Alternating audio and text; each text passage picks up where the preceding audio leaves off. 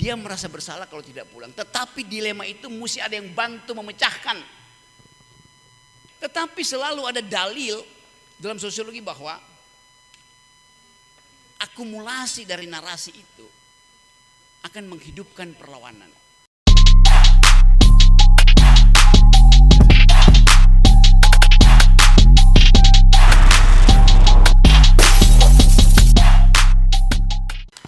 Ini dia.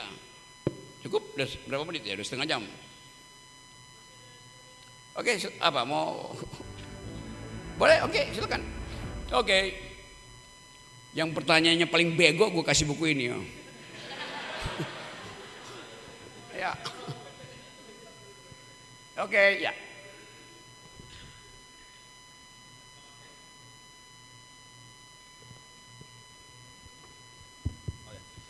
Oke, selamat sore Bung Rocky Gerung. Saya Syed dari Filsafat UI.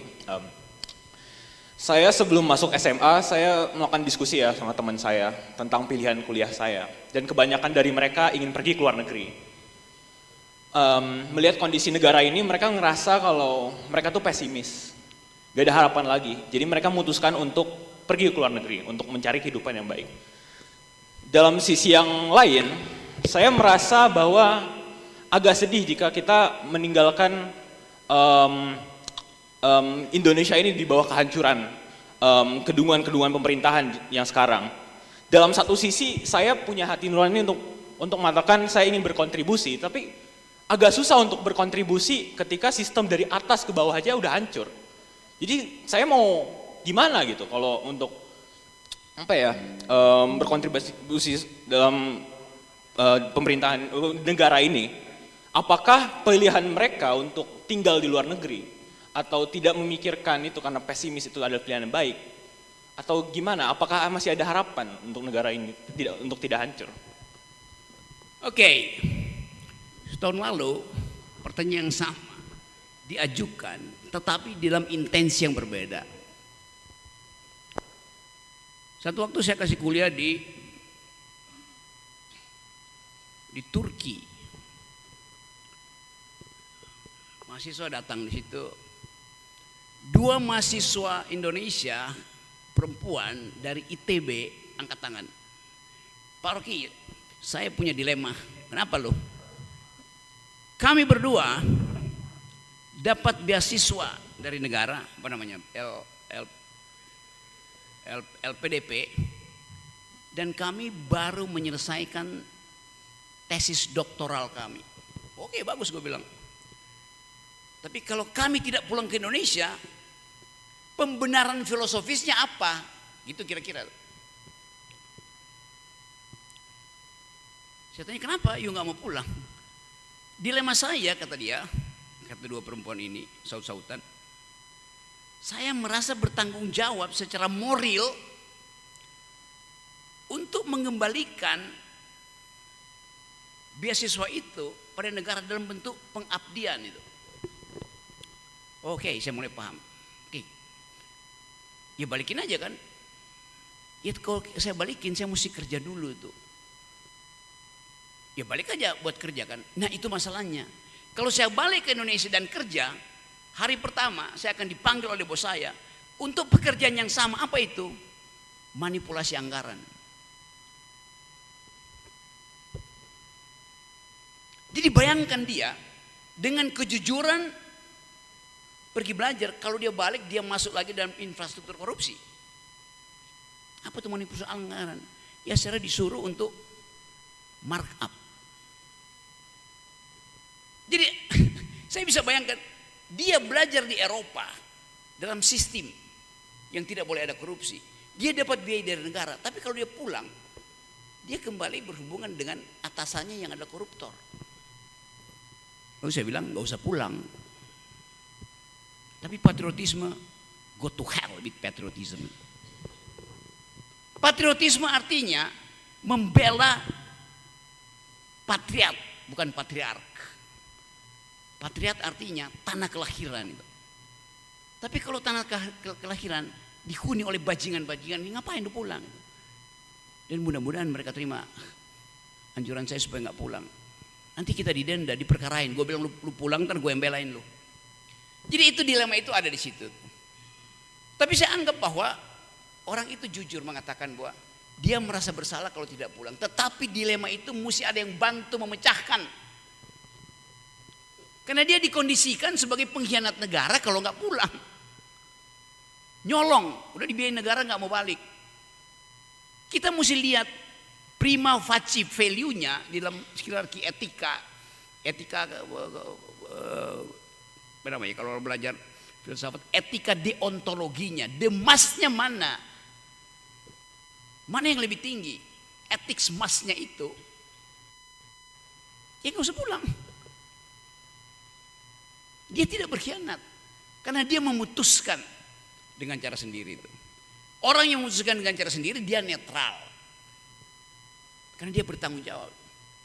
Anda boleh pilih jadi koruptor, tapi Anda mesti pastikan Anda adalah koruptor yang berintegritas gitu. Dengan cara apa? Kalau Anda ketangkap tangan, jangan menolak dipakein baju orange. Kalau Anda masuk pengadilan, jangan minta pengampunan dengan berdoa, lalu pakai jilbab. Biasa aja bilang saya koruptor, saya memilih jadi koruptor, saya bertanggung jawab atas pilihan saya bersedia dihukum. Itu namanya koruptor yang berintegritas. Begitu caranya. Jadi orang memilih, kata Aristotle, setiap orang punya telosnya sendiri. Yang dia pilih atas dasar pertimbangan tanggung jawab dia. Anda mau pilih jadi hakim, oke. Tapi jadi hakim sebagai pemberi keadilan. Bukan penerima amplop. Anda menjadi ustadz, silahkan, itu telosmu tuh. Tapi tetap jadi ustadz, kendati nggak ada kamera di situ. Karena banyak ustadz nunggu kamera supaya bisa diundang lagi.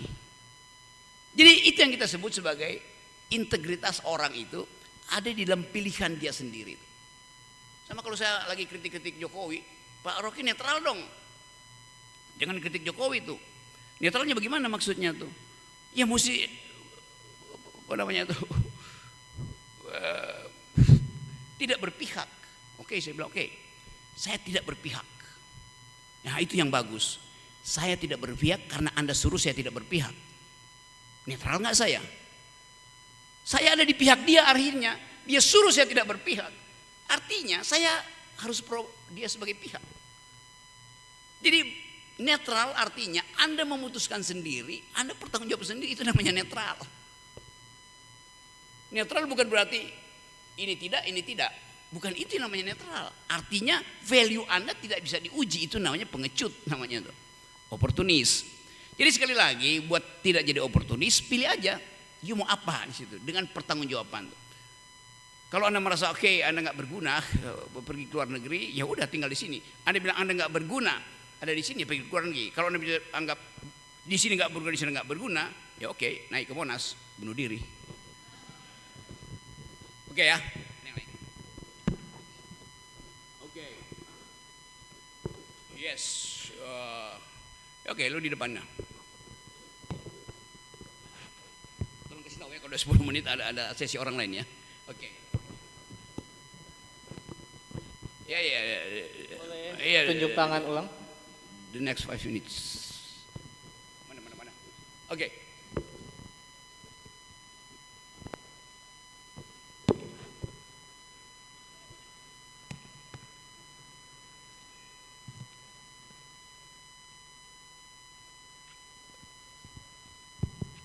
Terima kasih.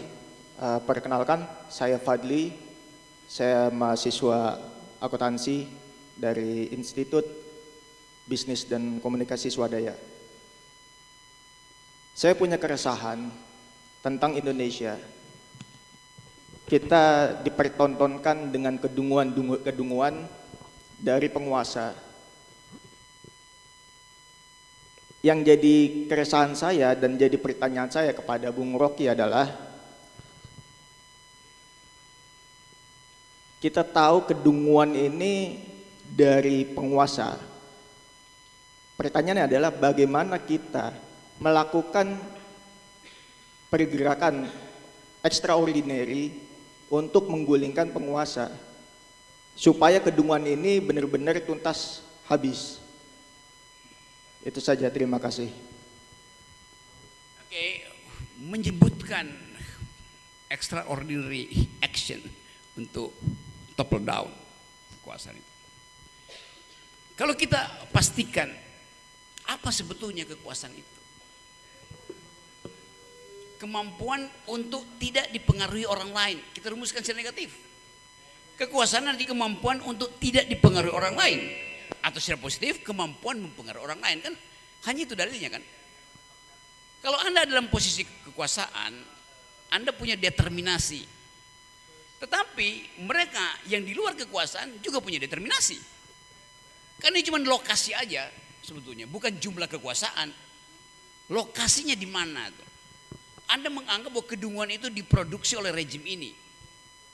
Rejim itu menganggap bahwa yang di luar hendak mengganggu stabilitas ideologi dari rejim itu. Ada dua fasilitas yang disediakan oleh ilmu pengetahuan. Satu adalah yang disebut duel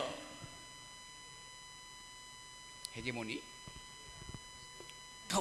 kontra narasi. Yang kedua adalah hostile takeover. Kan cuma itu yang tersedia. Anda mau duel narasi, narasi Anda mesti tajam. Anda mau duel narasi, Anda mesti persiapkan diri mengorbankan kenikmatan yang lain Anda. Karena duel narasi itu complicated.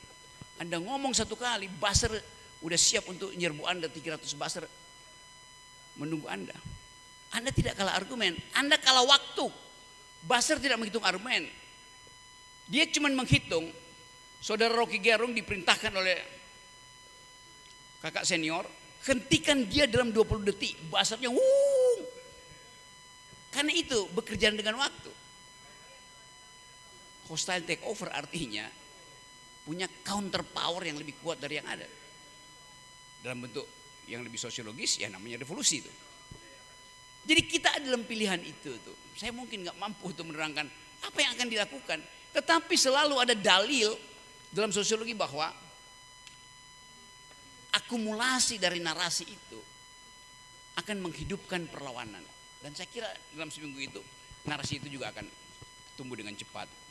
Jadi sekali lagi yang saya terangkan tadi sekedar untuk memberi semacam energi intelektual bahwa negeri ini harus dikembalikan pada genealoginya, pada asbabun nusulnya, yaitu republik. Isi dari republik artinya setiap orang terlibat di dalam urusan publik. Tidak boleh politik itu diurus secara privat. Poin kedua dari republik, demokrasi itu artinya kompetisi. Di dalam kompetisi ada evaluasi. Evaluasi tertinggi adalah evaluasi dari luar. Anda belajar akuntansi? Yes. Auditor luar itu lebih bermutu dari auditor internal. Akuntan luar itu namanya oposisi itu. Jadi jangan mengandaikan bahwa semua departemen akan ada inspektorat, kementerian akan dievaluasi oleh Pak Prabowo. Iya, tetapi evaluasi terbaik adalah yang datang dari luar. Itu poin saya tuh. Dan kita tunggu bahwa kabinet ini akan dilantik lalu dibawa ke Lembah Tidar, tempat pelatihan Akabri, dan kita tunggu mereka pulang dengan kepala plontos. Mesti dibotakin kan kalau jadi kader. Ya mudah-mudahan isi kepalanya tidak berkurang setelah mengikuti kegiatan fisik itu. Karena kita paham bahwa demokrasi adalah force of the better argument. Oke? Assalamualaikum warahmatullahi wabarakatuh. Salam akal sehat.